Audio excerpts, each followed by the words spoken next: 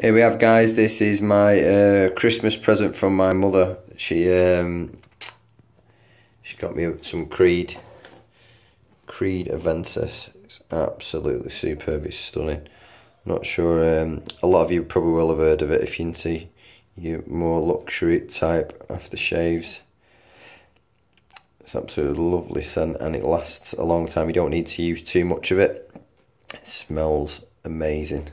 Quite a unique smell.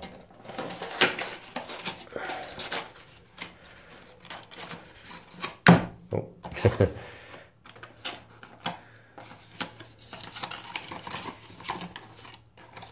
It's lovely. There we have it. Creed 1760. Smells amazing. There we have.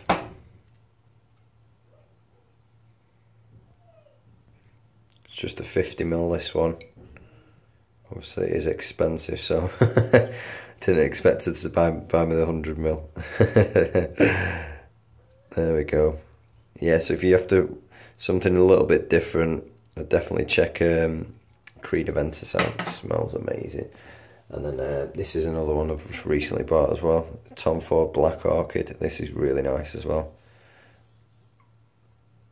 Both very strong smelling, unique aftershaves there.